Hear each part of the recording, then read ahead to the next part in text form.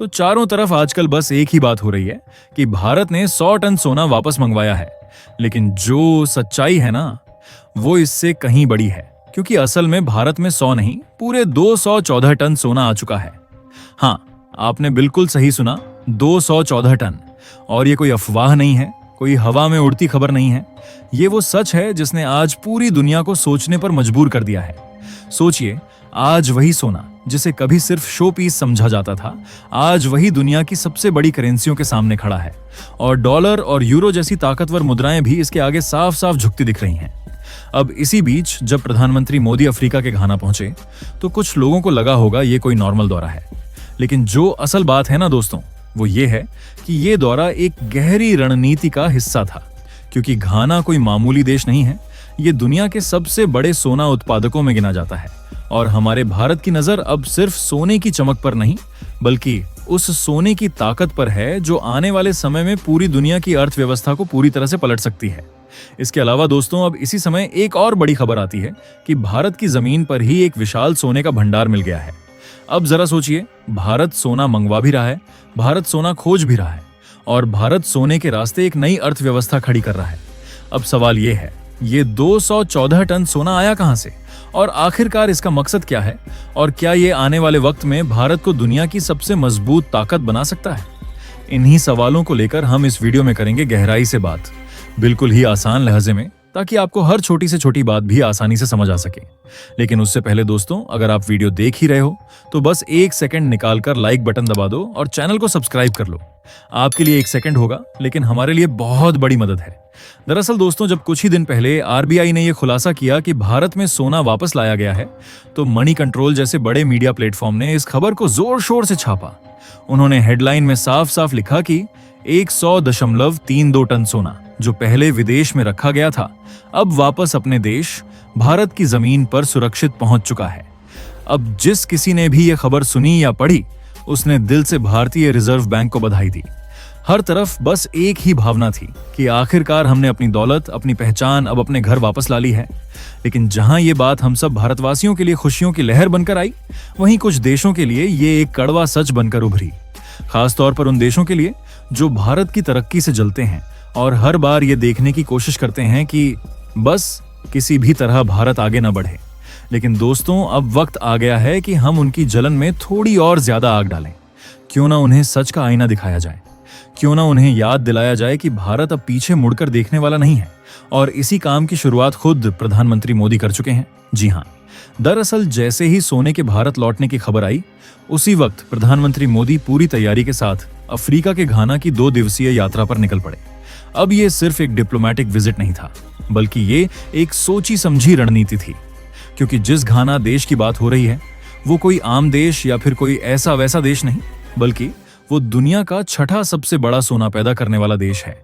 और ये बात अब आप स्क्रीन पर साफ साफ देख सकते हो, जहां आपको वो टॉप 10 देश दिखेंगे जो दुनिया में सबसे ज्यादा सोना निकालते हैं। अब इस लिस्ट में सबसे ऊपर है चीन, जो हर साल लगभग 368 टन सोना प्रोड्यूस करता यानी निकालता है। वहीं दूसरे नंबर पर है हमारा खास दोस्त रूस, जिसका आंकड़ा है लगभग 331 टन। लेकिन अब यहां जो बात सबसे ज्यादा ध्यान देने वाली है, वो ये कि 6ठे नंबर पर आता है घाना। जी हाँ, वही घाना जो हर साल अपनी धरती से लगभग 138.7 टन सोना निकालता है। अब सोचिए, भारत एक तरफ अपना पुराना सोना वापस ला रहा है और दूसरी तरफ सोना पैदा करने वाले देशों से रिश्ते भी मजबूत कर रहा है।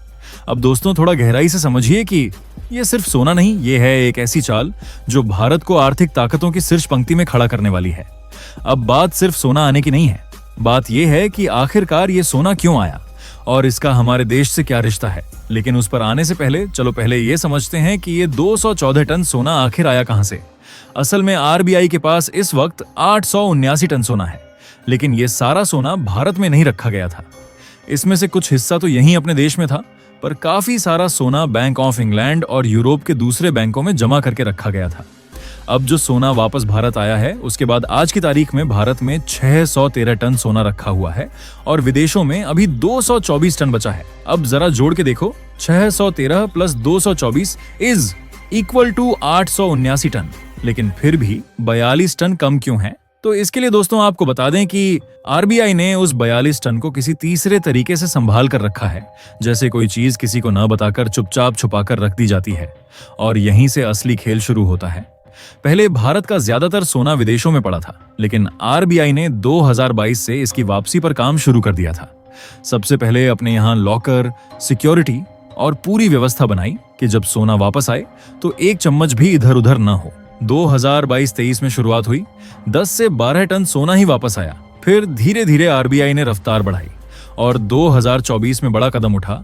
एक साथ करीब 100 टन सोना इंग्लैंड से भारत लाया गया और ये 1991 के बाद पहली बार था जब एक साथ इतना सोना वापस लाया गया।